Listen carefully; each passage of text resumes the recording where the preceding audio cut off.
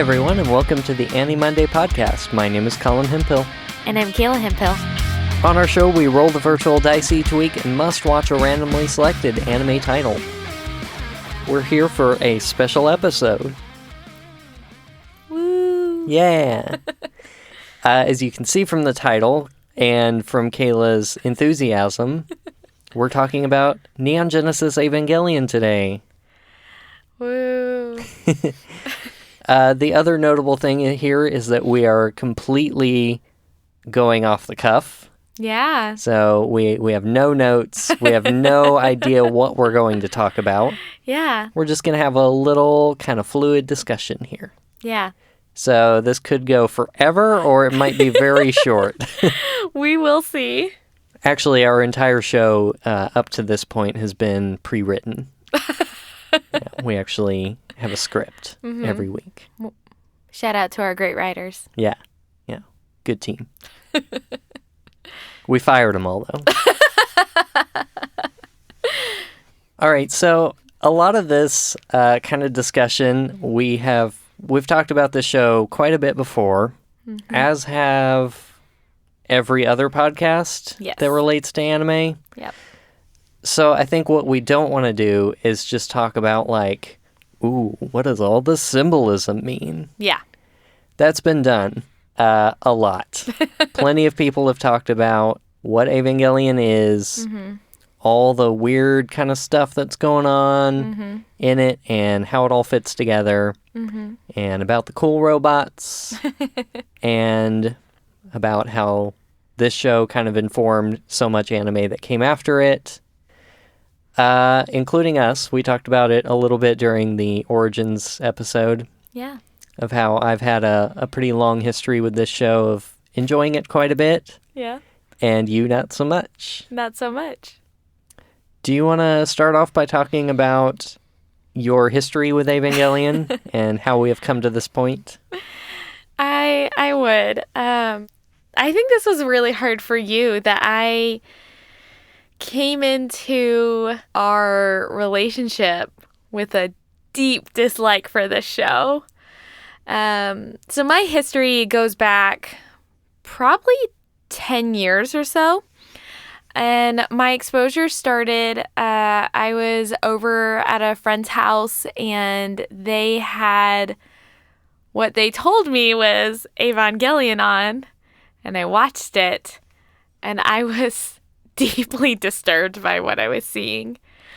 I would later find out that I was actually watching the movie that came after the series.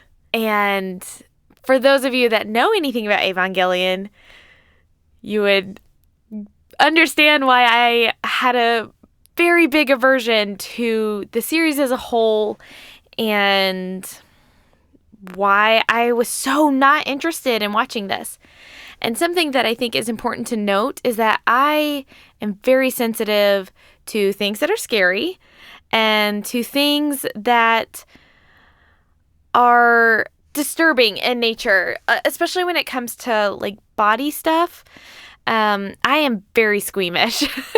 And so that movie played a lot on my fears and a lot of my discomfort, and I had nightmares about it for a long time. I would say at least a couple years after watching that movie, I had nightmares. And so I had no interest in watching this show. And that kind of worked out for me because Evangelion is notoriously hard to find. Right, which brings us to today, where Netflix has graced us with the entirety of the series and the movie in a brand new English dub, brand new subtitling, and there's a lot of controversy going around about those. Yes.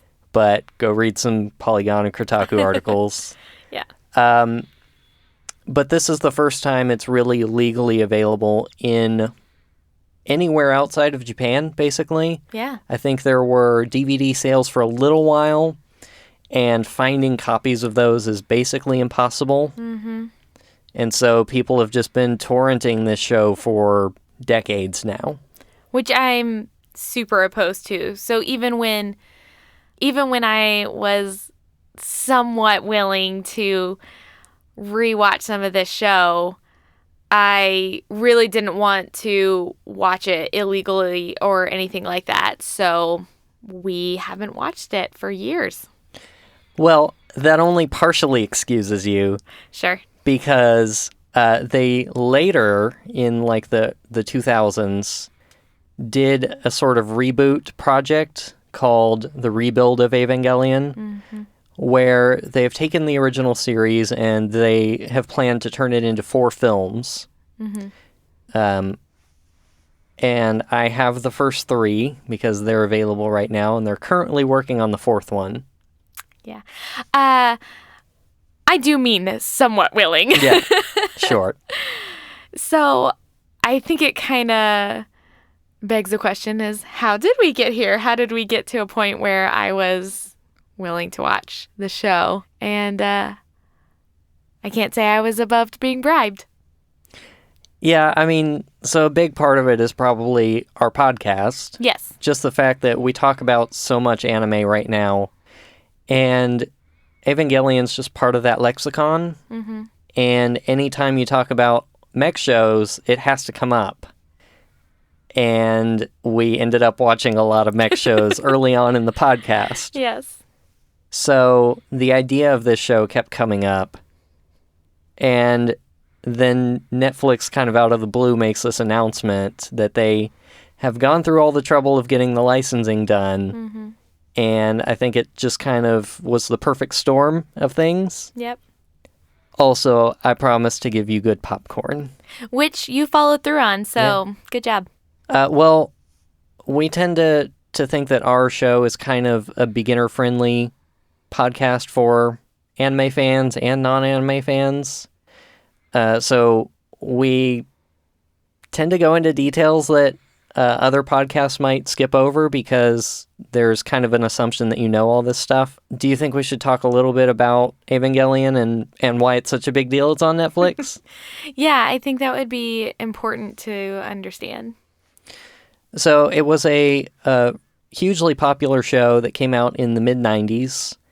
And again, it was notoriously hard to get in the States. And what's kind of important about Kayla's story with the show is that it was a 26 episode series, and over the course of the production of that series, the creator, Hideaki Anno, was kind of in this deep depression and was experiencing a lot of mental health trauma and just trying to deal with all of his stuff. And this show was really kind of an expression of what he was going through at the time.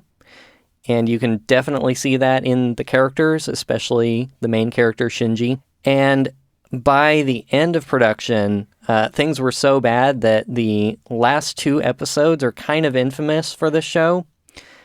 They are essentially just sort of existential, psychological explorations. There's a lot of flashing title cards and characters monologuing about their philosophical outlook on life and things like that. It's very strange, and it kind of ends in a way that doesn't resolve the actual mech part of things that's been happening throughout the whole show. And this ended in a lot of fans of the show getting really upset because they didn't feel like they had the ending to the action-packed mech anime that they had wanted all along. And the creator and the studio and everyone involved stands behind those episodes, but it didn't stop quote-unquote fans from sending in death threats and all sorts of things to the creators for the outcome and the end of that show. And so that's where the end of Evangelion comes from. It was a film that was meant to be the quote-unquote real ending to the show. And more or less, it was kind of like a big screw you to all of the people who had been so mean about it, because it's not the real ending. It dives very deep into some of the darker parts of the show and kind of takes that up to 11, which is why it's not a good starting point. No. By any stretch of the word. So I think part of my being able to come back and visit this show again is, one, having that context of understanding what I was watching and what place it had in the entire series. I think that helped me kind of say, like, oh, I can understand that somebody would have that kind of response to, people that claim that they're fans of something that I worked really hard to create. Also, in the last 10 years, I've been getting my degree in psychology and becoming a therapist. And I think that's given me a greater appreciation for something that dives so deep into, as you were kind of saying, that existential exploration, something that I don't think I really could have processed when I was that young. And so I told Colin that I was willing to give it a shot and try again after finding out all the history and after just kind of finding a comfortable place with knowing that it's going to get weird. Yeah, that's not to say that like the end of Evangelion is dark and weird and brutal, and the rest of the show is not. Right. It still goes places, but there's such a long, slow build to how it gets to that place. Mm-hmm. And I think easing into that is a big deal. Yes. But all that to say, like, this is an actual, like, big hurdle for you. Mm-hmm. It's not just like, oh, hey, I saw this thing 10 years ago. I didn't like it, so I'm not going to do it again. Yeah. As I was saying, I think because of my own struggles with depression and anxiety and that, I think it was especially hard to revisit something that had also bothered me for so long. Because diving into that deep end of that dark place, that existential question mark, that can just be really challenging, especially when there's already so much violence going on and so many disturbing things on screen. If I wasn't already bothered by that, I'm also having to deal with the emotional turmoil that's going on with these characters that is also really heavy. All right, so over the past 2 weeks or so since the show came out on Netflix, we've seen about somewhere around 16 episodes. We just got past the kind of like season 1 sort of turning point for things. I expect, like, number one, as we mentioned, this hasn't been accessible to people. So I know that there are a lot of people experiencing the show for the first time because they've heard about it for so long, and piracy really dipped like in the past few years as streaming services became more popular. So there's a lot of anime fans who have not seen this show. So as we talk about this, there could be spoilers. We'll probably try to avoid as much as we can, but we do really want to talk about some stuff, and so I'd encourage you, just go watch it. Like, you'll know fairly soon if it's for you or not. Yeah. It's going to be pretty different than mech shows that you've probably seen before. Mm-hmm. But aside from that, of what we've seen so far, what are your thoughts about the characters, the story, all the kind of stuff we generally talk about? Okay. So I'm going to put aside what I sort of vaguely remember about the movie and just talk about what I've seen in the show. So I came into the show knowing that there was going to be a lot for me to analyze, and boy howdy, are there. I think a big driving force in this show is not so much the story, which becomes more clear as as the show progresses is that this show is really about the characters. What's going on in the plot is sort of background noise to what's happening inside of these characters and the relationships that they have with one another. That is the most important driving thing that's going on. Because as you come to find out, the world is starting to try to repair from these angels visiting Earth and causing major destruction, but also preparing for their inevitable return. And the show starts with the first appearance of the angels returning after, I think they said 15 years. And we experience a lot of the show from Shinji's perspective, which is the main character and one of the pilots of the Eva. And in the first episode, we find him and he gets thrown into the Eva and he has to fight an angel like immediately. As the story progresses, we learn that Shinji has a long line of different kind of traumas that are going on in his life. And so I see this kid kind of nonchalantly like risk his own life, but not in ways that I think we see with a lot of the hero of justice kind of trope. Is he doesn't do it because he wants to be a hero or anything. It's really because he sees Ray, another pilot, who's critically injured for something that happened off screen before the show started, get summoned to take his place since he's refusing to pilot. And he sees that and is like, fine. It, to help her, I will do this. And I think that's a lot of Shinji's character, is that he is willing to do literally anything to protect other people.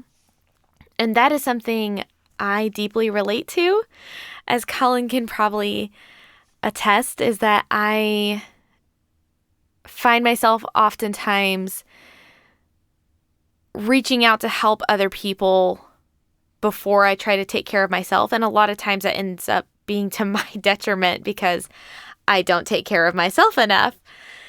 And that is when I really started kind of looking at these characters differently and in some sense kind of treating them almost like clients, or just kind of actually looking at them and evaluating them and seeing like, what are these kids experiencing and what's going on with them.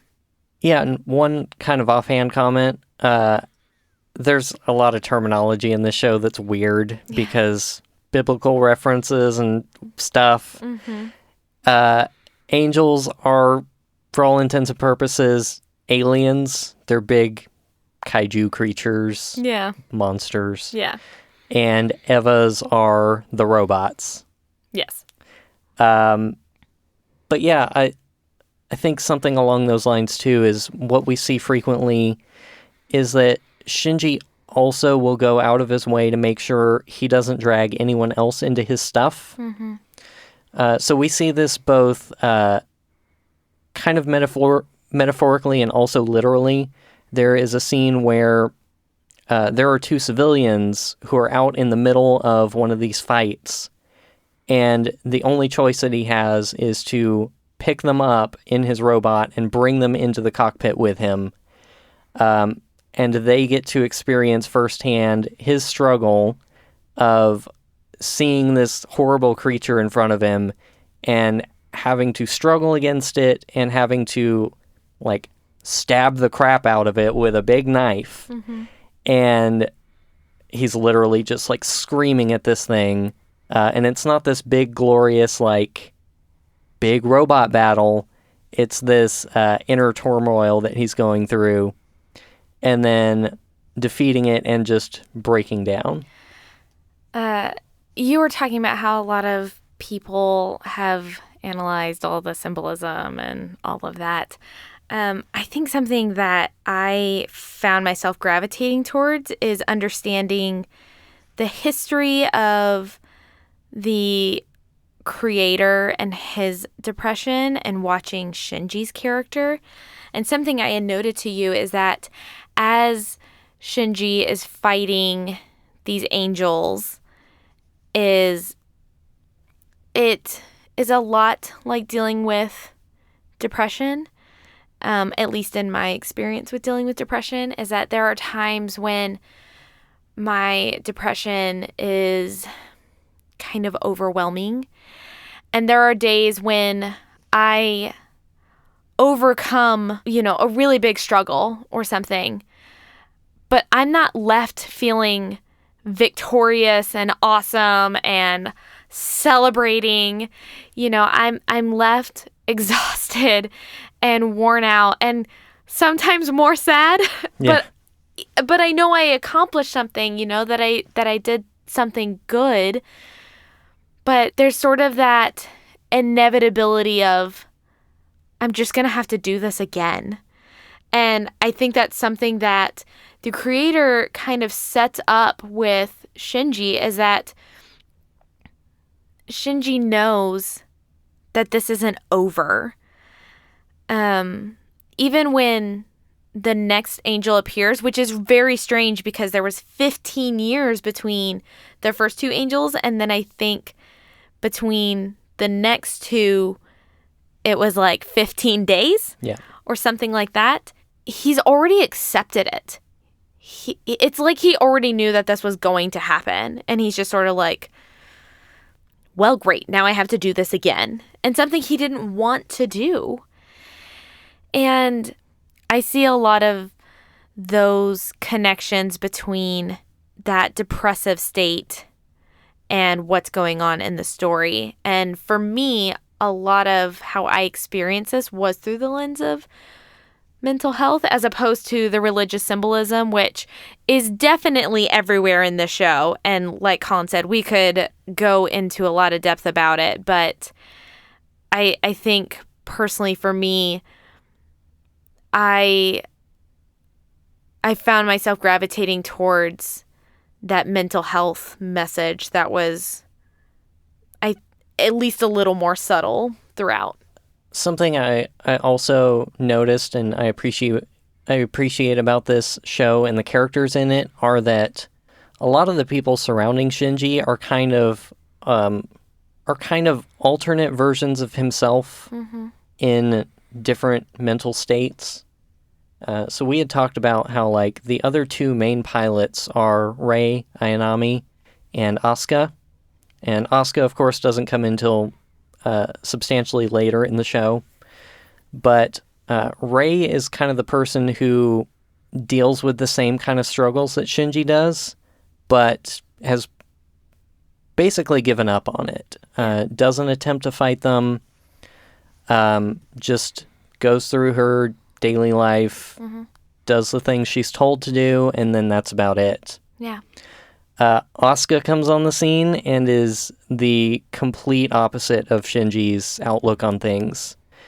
She's the hotshot pilot. She thinks this is all great fun and just wants to be the best at it and wants to overcome things and is like bothered by the fact that anyone else would pilot these things and not be excited about it.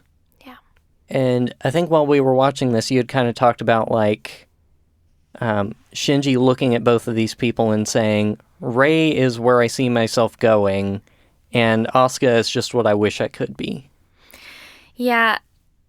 Something that I wanted to add on about Rei is that not only has she like sort of accepted her lot in life, she's kind of just waiting to die.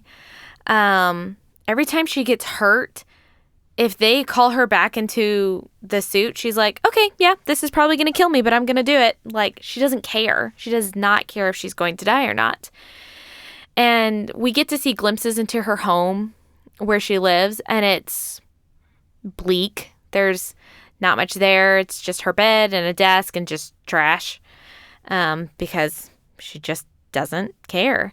And like you were saying, Asuka is more of this person who sees the obstacles and sees them as things to overcome, that it's something that she is capable of overcoming and it's something that she desires to overcome. And she has this drive to push through these really horrific things that are definitely happening. Like, you see her get scared and freaked out by things, but she just flies through it. And Shinji oftentimes starts taking on the characteristics of each of them, especially Asuka. The more he experiences her, is that I think he kind of latches on to that hopeful optimism. Yeah, and I think Asuka is especially an interesting character because not that I identify with her as a character because oh boy, she has her own problems, very big problems. Sure. But as somebody who doesn't struggle with mental health issues, sometimes it's difficult to see the things that people are struggling with. Yeah. And she is completely oblivious to Shinji and the kinds of things that he goes through. Yeah. And so it's easy to say, well, Asuka has the right idea. Mm-hmm. She's doing things well, and Shinji just needs to get over himself. But, obviously that doesn't work. Right. And she's also leading herself down a different path of destruction. Yes. By being so overly enthusiastic about this horrible thing. Yeah. Yeah, and a lot of times she's incredibly reckless with everybody. It's not even just in these mech fights. It's also with the relationships that are around her, is that she's occasionally causing these waves of destruction. Usually because, she is a teenager. They're all teenagers. It's not huge waves. Most of the adults are kind of like, that's cute. That's fine. But she can. There's one of the first encounters that we have with her is her destroying billions of dollars of government. Ships and airplanes. Yeah. And people's lives. And I think something that's important for us to point out too is that this doesn't just stop with the pilots. All the adults are pretty messed up too. Besides maybe some minor characters, anyone that we spend a good chunk of time with has something going on. There's a lot of dysfunction with everyone around. And it's interesting because everybody is still pretty endearing. I'd probably say the most obnoxious one is Asuka, just because she acts very entitled, and that's just very frustrating in this world of destruction. You're like, how can you even feel this way as the world is crumbling down around you? Another major character is Misato, and she works at Nerve, the place that has the Evas, and It's a subset of the UN. Yeah. And she decides to take guardianship of Shinji because she realizes that if she lets him live alone, he's going to turn into Rei. And Rei's kind of a lost cause in her book. Or he's going to run away, which he's prone to. Is a meme for sure, but also sort of what makes him not Rei is that instead of just accepting things, he also tends to just run away from his problems. Something I deeply relate to. So Misato decides to take him in as a roommate and as a guardian. And we quickly find out that she's a very interesting woman because while she is actually really high functioning at her job, she's brilliant. She is a commander, captain, lieutenant, major. It changes over the course of the show. I don't remember the ranks exactly. She is high up. Yes. And she is incredibly brilliant when it comes to strategy. She's a big reason why these kids survive is because she's the one calling the shots and coming up with the plan to defeat the Evas. She's very quick on her feet. She's able to figure out when do they need to retreat? When do they need to go forward? But man, her home life is a mess. Her relationships are a mess.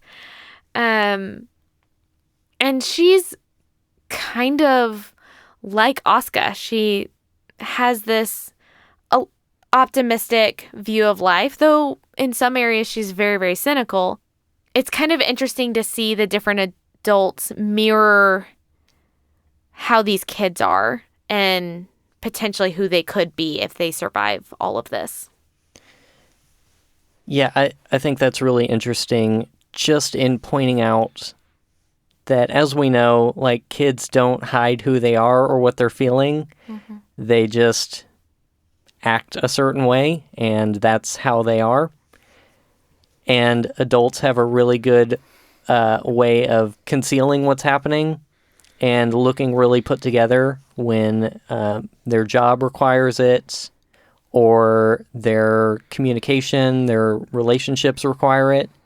But as soon as she gets home is when things fall apart. Mm-hmm.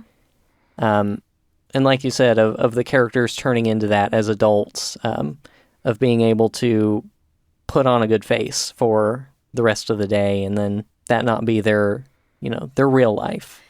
Yeah, and it's kind of painful to watch this dynamic between the adults and the teenagers, because there's times, especially outside of the Eva fights, where the line between who's the adult and who's the responsible one and who's not gets really blurred.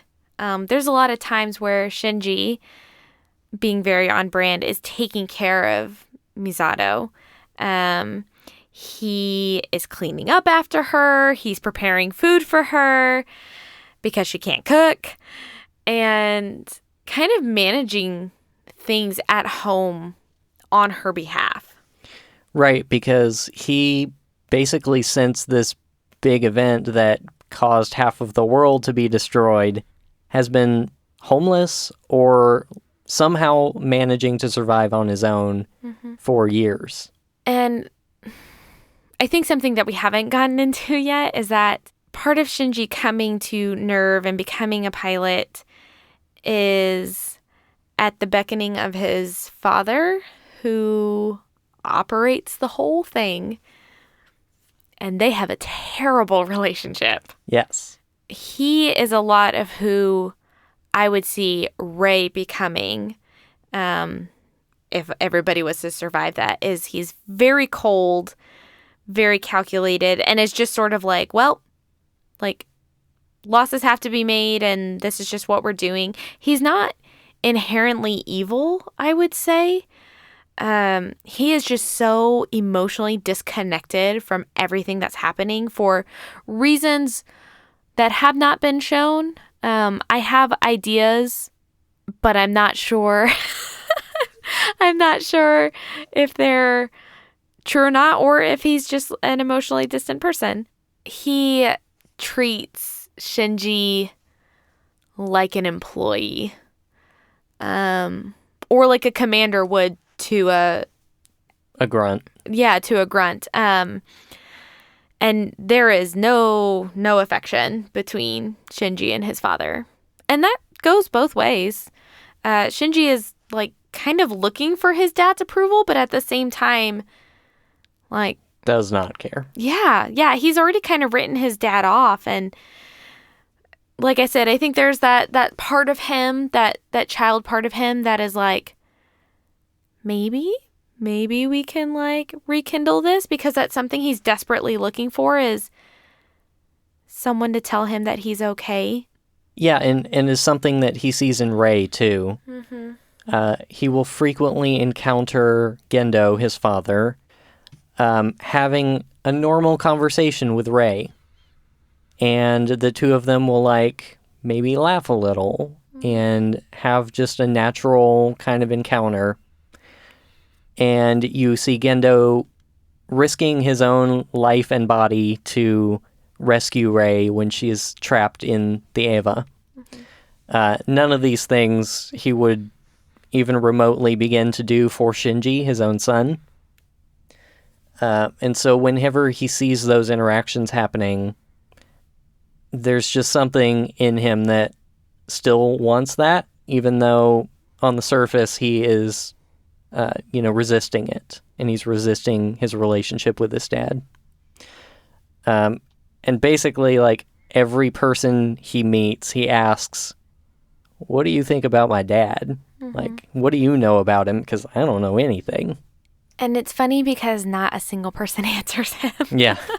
Because nobody really knows him, which I think is something that we see a lot in this world, is that there is a lot of isolation that's going on between all of these characters. All of these characters in some way feel isolated.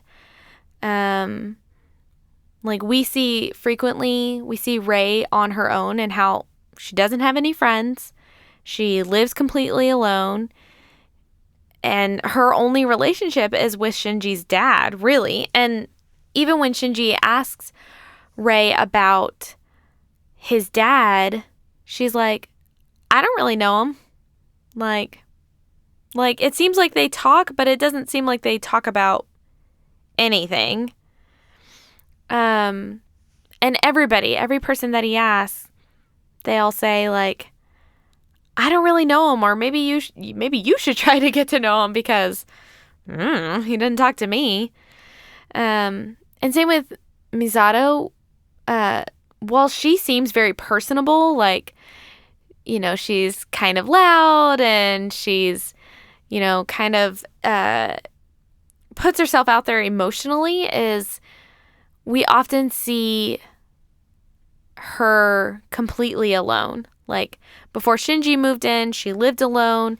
When we see scenes of her giving orders, she's standing by herself often. The shots are kind of angled in a way where you see that the burden of all of this falls on her shoulders alone. And even her closest friends, she has a lot of conflict with. And all of her closest friends also happen to be her coworkers. Right. One last thing I wanted to go into to kind of wrap up talking about like the story and the characters is something I had kind of briefly started talking about with, while you're watching Shinji's progression through all of this, you can really see Hideaki Anno's depression like coming out through Shinji specifically, that you can really tell that he put a lot of himself into Shinji. And something that I think as somebody that deals with depression was kind of like painful to see is there is this trajectory throughout the story of Shinji coming in and dealing with some of the initial trauma of being in this pilot and having to murder these creatures, and kind of getting to this place where he's figuring it out because he is kind of naturally skilled at this. His sync rate with his Eva is naturally very quick and very high, while Rei's has struggled throughout however long that she's been, a pilot. And his behavior really starts changing when Asuka comes onto the scene. Because Asuka is just this big ball of energy, kind of what we were saying before, that she's just sees everything as a challenge for her to overcome and to be successful at and to be the very best pilot that there ever was. And as he has to spend a lot of time with Asuka because she ends up moving into their very small apartment as well, he starts to become more relaxed and he starts to become more confident. There's actually a time when he behaves a lot like Asuka and ends up putting himself in a lot of risk because he kind of blew into a fight without, being as prepared as he needed to be. And we just got to a point where all of that is about to be shattered forever. Yeah, big spoiler warning. Yeah. Without revealing too much, that Shinji ends up in this impossible situation with having to fight off another Eva that had just been recently commissioned without getting a lot of information. He's just told to take out the target, and he recognizes that there has to be somebody inside. And so what he's really being asked to do is not take out an alien, it's to take out a person. And he refuses, and they make his suit do it anyways.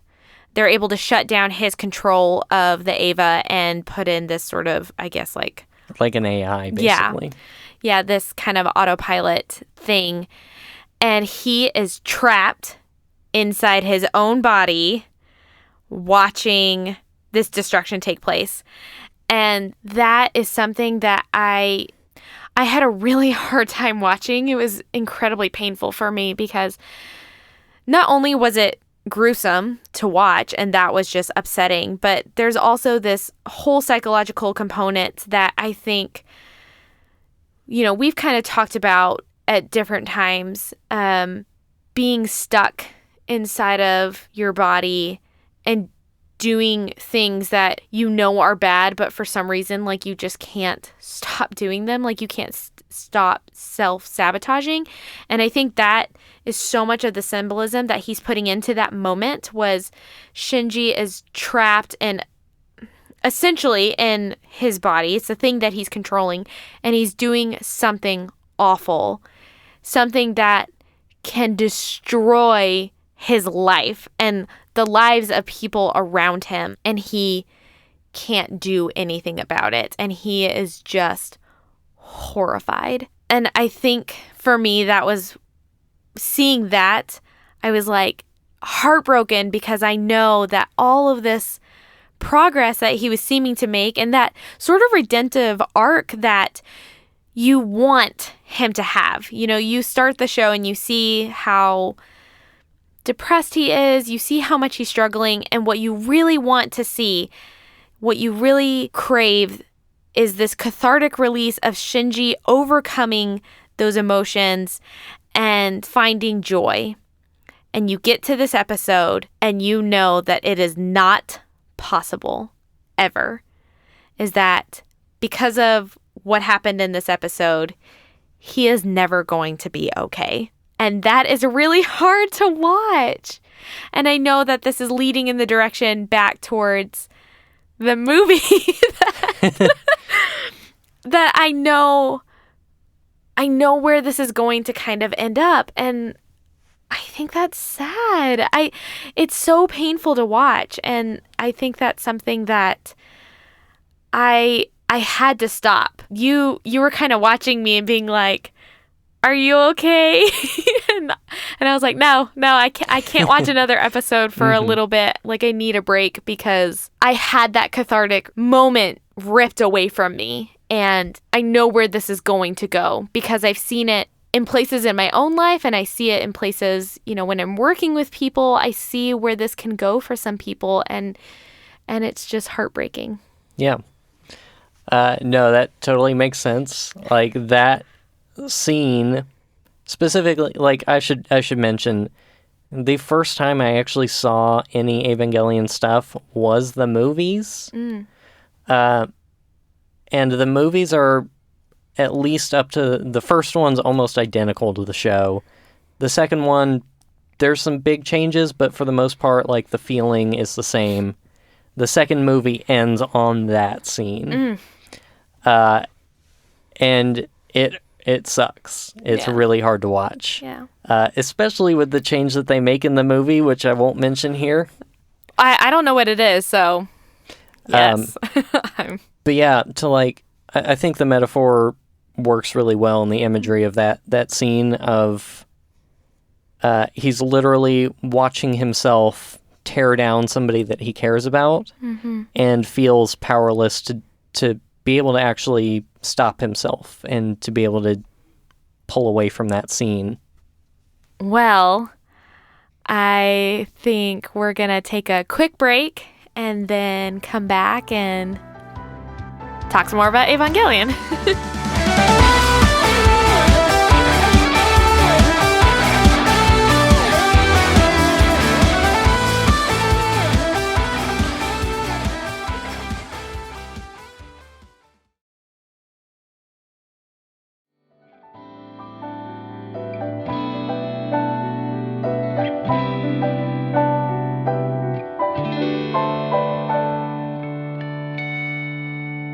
Welcome back. So now that we've talked about all the best depressive stuff, shall we keep going?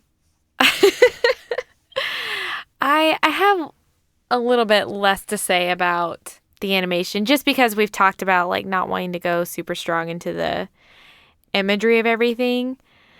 Just know that there is a lot of biblical references and imagery throughout the entire show. And again, that's been analyzed to death by lots of people. I think that's something that's incredibly hard for me to watch, which is something I've talked about before. I am incredibly squeamish. I do not watch horror movies. I have a real hard time with any action movie that goes kind of, in my opinion, overboard with like gratuitous violence. Not for me. I don't even like have any piercings because watching people put their earrings in like makes me nauseous. So if that gives you an idea of my squeamishness, so it was hard for me to watch this series for that reason, because while it is not, I wouldn't say it's like the majority of the show, there are some pretty intense, violent things that do happen. It's not actually with every time that they fight an angel. Not all of them are so gruesome, and some of them are like crystal pyramids that just kind of explode. Yeah. So those are usually fine. I can watch those and not get bothered. But when it starts like showing the imagery of like them ripping things or breaking things, that's when I really struggle with watching the show. So there's times when I very, very much have to just stop watching, and Colin will let me know when I can tune back in. Yeah, they also like to use sound effects a lot. Oh. For things breaking. Yes. Yeah, it's exciting. I do appreciate that they don't shy away from it. Like I said, it's not overboard. It's not gratuitous. It is well placed, and it's put in times when it's especially important to the character development. So, a lot of the angels that were fought by Shinji as he's kind of like getting more confident and doing better, they're further away from these sort of humanoid looking angels. They're kind of what you were saying. They're more like abstract and yes. And when it starts shifting back to more humanoid, or in the beginning when it was more humanoid, that's when a lot of those sound effects and more of the imagery come in. And it's important. It's important because it impacts him so much, and you can feel that. And it is hard to feel that with things that don't look natural.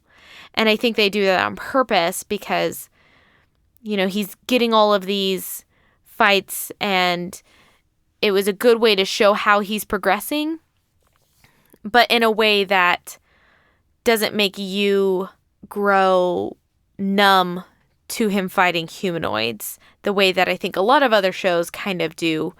They just kind of get you used to people dying, or even like monsters that look like people dying. And the show really brings back in that humanoid, very disturbing imagery to bother Shinji, but also to bother you. There is a distinct lack of clarity for the viewer on what an Evangelion is. And that's something that frequently comes up, is we sort of know that they were kind of taken from the angels. There is a piece of biology to them. They are like a biological creature more than they are just a robot. And that their DNA, their essence, comes from the first angel. And so there is a point very early on where Shinji sees like an eye that looks like a human eye. And he realizes, like, what is this thing that I am piloting? And so I think it's, like you said, they try to make it disturbing where it counts, because a lot of this show is just you experiencing what Shinji is. Whether that means a lack of information, which Shinji frequently lacks information that is vital to understand what's going on around him, or it's seeing something that really makes him uncomfortable. Which is most things. Yeah. One thing I think we should talk about that is much easier for me to stomach is the music, because it is very different than a lot of the anime that we watch, especially the intro, which is very good. After watching so many episodes, I definitely, get to a point where I'm like, okay, we've listened to this, song like 4 times already. I'm good skipping it. But it's very catchy. It's very upbeat, which is strange, because as you're watching the intro, which if you have no plans of watching this show, at least go watch the intro, because it is very strange, but in a good way. So the music that's playing is, like I said, very upbeat, very catchy, but the imagery that is going on is something else. It's showing you all these kind of rapid clips of stuff that goes on in the show, and it has almost these, it feels like almost subliminal messages. It'll just have these real quick flashes of the disturbing things that are going to happen in the show. Whew. It's great, because especially once you've seen a little bit of the show and know enough to expect like the kinds of stuff that you're about to see, then that comes in again. You're like, this makes perfect sense, because while we talk about all of these like real disturbing things and the sort of darker sides of the show, it is still an anime. So there are like teenager hijinks, and there is a penguin. Yes. That lives with Misato. I can't believe we've not talked about penguin. Sure. And there's like all these weird, funny, kind of quirky anime things going on in the show as well. And while that's not like the core of the show, the intro is kind of a good picture of the overall show, because it presents itself as a very typical like anime kind of intro, with like silhouettes of the characters kind of semi-transparent, looking off in the distance whimsically, and then a serious shot from up front of the character, and they kind of slide between each other. And then, when the chorus of the song kicks in, all the characters are happy and excited, and then flash, there's like a monster. And then they're back to anime stuff, and there's the penguin, and then flash, and it says like, it's this black title card with weird text on it that doesn't make any sense. And that's just kind of like the pace of the show the whole time. Yeah, it's interesting that you talk about the pacing of the show with the intro, because I see that mirroring it a lot, is that it kind of starts off slow and then it kicks into gear, and whew, like it's pretty intense. And so I hadn't thought about it mirroring in the intro as well.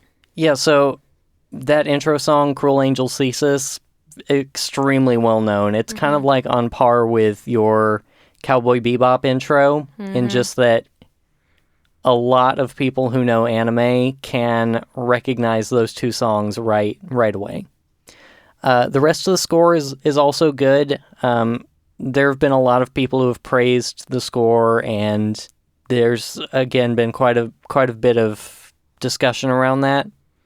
Personally, I've found it a little cheesy a lot of times. Like, there's one song in particular that starts off with these timpani rolls, and that happens like the second they realize an angel is there. Every time. It's just a little cheesy. The rest of the score is good, like orchestral kind of, just typical like action mecha kind of stuff. One last thing I was going to say about the sound is the sound design in this show is really good. So much so that sometimes it's very upsetting. There's a lot of very strange alien sounds going on a lot of times in the show. And I think that's done really well. Something that I was kind of thinking about is that this world is pretty deserted. Even though they're in the middle of a city, we don't really ever hear city sounds. It's actually pretty rare.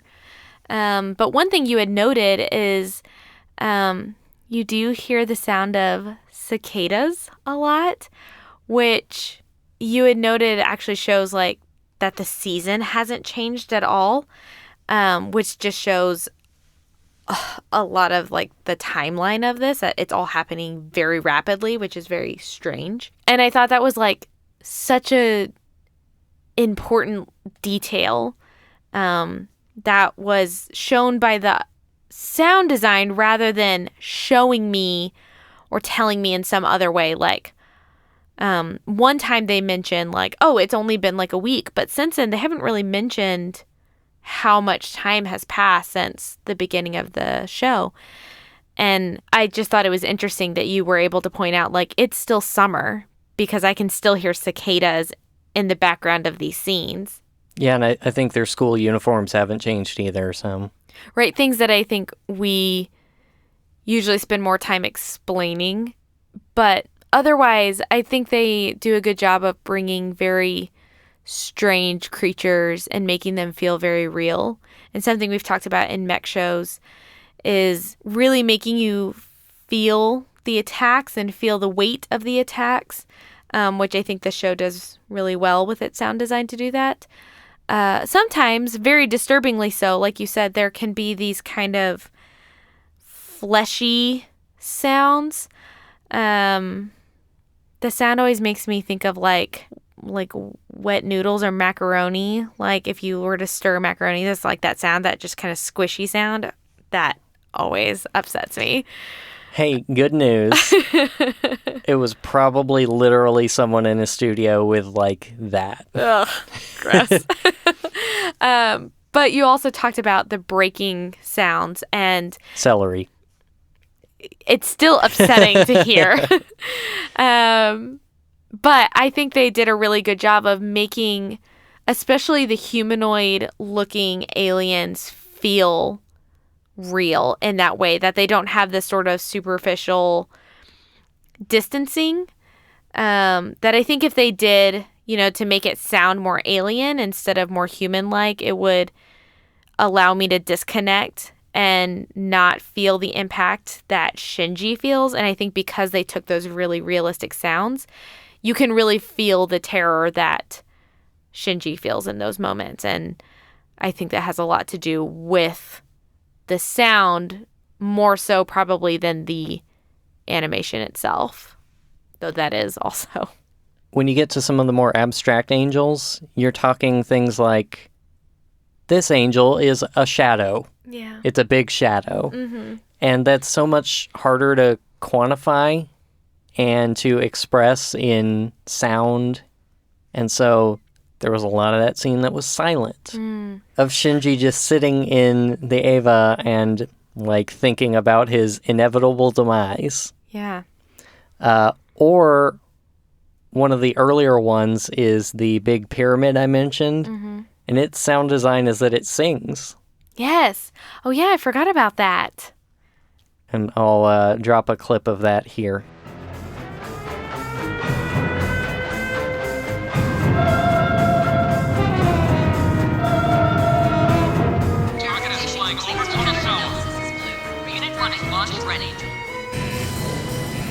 So yeah, I think there's some interesting and weird stuff that they did with all the production elements. Yeah, and something that we've talked about with some shows is this show does a really good job of tying all of those things together, that there's a cohesiveness throughout the show, not just with the animation and the sound design, but also with what's going on with the characters, is that you can really feel all of those things really well. And I think that says a lot for why the show is received the way that it is, because it executed everything with excellence. All right, so to wrap things up, and since this show has been analyzed to death, let's just kind of wrap up by talking briefly about maybe how your thoughts and feelings have changed since your original experience and what you think of it now overall. And then I guess the weird question is, would you watch more of it? So my feelings have changed about this show, only in that I am no longer adamantly opposed to the show for no reason. I am still very bothered by the show. It is a disturbing show. It is not for the light of heart. It's definitely not something I would recommend if you're like going through a whole lot. It would be very heavy and hard to watch. I do still have a hard time stomaching it. There's times where Colin and I have been able to watch a few episodes at a time, and then he'll be like, "Oh, do you want to watch another?" And I'm like, I can't. I cannot watch another one. And we can't watch any more episodes for a few days because I'm really having to process it and put it somewhere. So we'll watch, a few episodes at a time because they are good, but it can quickly add up and weigh a lot. And so I think it's something that I still feel, like I said, I still feel really disturbed by it. I still feel really bothered by it. But I think I am now in a place in my life where I can better understand it. Having a better understanding of my own experience with depression and anxiety, I think I have more context in which I can really view this show. And also just being a therapist, I know I can put this somewhere, and I can have the skills to be able to process it in a way that I was not able to, back when I was younger and I first experienced it. And I think that helps me a lot to be able to approach this. I'm not going to watch it alone. I'm still too scared to do that. But to answer the inevitable question, I think I will at least finish it. I imagine with this turn that the show has made, I am probably going to watch less episodes at a time because I have a feeling they're going to be harder to digest. But I am willing to see where it goes and see how this journey with Shinji ends. I'm both afraid of that answer and excited for it. Maybe not excited, but hopeful for it. So we'll see. But I went from being like, I don't want you to talk about this, I'm not going to watch this show, I think it's terrible, to I now have context for the show, and I can now logically understand why this show is so important to anime and how it has shaped a lot of anime viewers in the last 30 years. And I can give it that place. Yeah, and for me, I think it's just nice that we have a place for it now, at the very least, and who knows how long they're going to keep it, because I'm sure it's the most horribly expensive license to keep right now. Yeah. And not only that, there's a lot of hoops they have to jump through in order to keep it, which I think Funimation has experienced with the reboot films even even though those are newer and they're actively coming out, it took them over 2 years, I think, to put out a physical copy of Evangelion 3.0 just because they had to go through so much with completely redubbing it and resubbing it based on the requirements of Studio Kara, who is the studio that now owns this property. Mm-hmm. And similarly, we've heard stories about what Netflix has had to go through in order to get this somewhere, to get it visible, including questionable, language choices. Yes. Which are, as obvious as using a form of the word child that doesn't make sense in context. It's weird. Yeah. But either way, we have it now, and so I guess that's something. Yeah. And having come from my background of, first seeing the reboot films and having it really accessible on a physical disc that I could purchase legally, and then being like, where did this come from? Oh, I can't find it anywhere. I guess I'm going to watch this terrible quality, garbage that I found on the internet. And that being, my only previous way of seeing this show. Right. And just getting a fresh take on it now is nice. Okay, well, I think that wraps us up for now.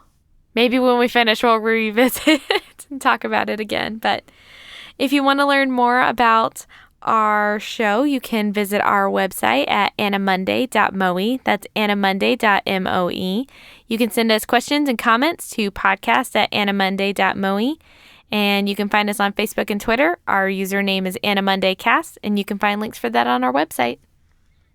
Thank you so much to Crunchyroll for all of the anime that you provide and for the random button, which we did not use this week. Because we were watching on Netflix. Yeah, and thank you to Netflix for jumping through all of those hoops, I guess. Stop rebooting things, please. Look, I'm not backing up all their practices. I'm just glad I get to see Evangelion. Fair enough. But yeah, it's great. We have a bunch of anime that we can legally watch now, so that's nice for us. Thanks also to C2A for providing the intro and outro music for our show. If you want to learn more about him or hear his music, you can go to his Bandcamp, which I will provide links to in the show notes. Well, thanks for indulging us on our conversation about Evangelion. I know that Colin was really excited to have me watch this and share my thoughts with you guys, so hopefully you liked my take. Yeah, I think we enjoy doing these one-off episodes on occasion, so it's a nice change of pace. Yeah. But thanks for joining us this week, and we're looking forward to seeing you next time for our regularly scheduled random rolls. Yeah, this is fun. We'll see you next week. All right, bye. Bye.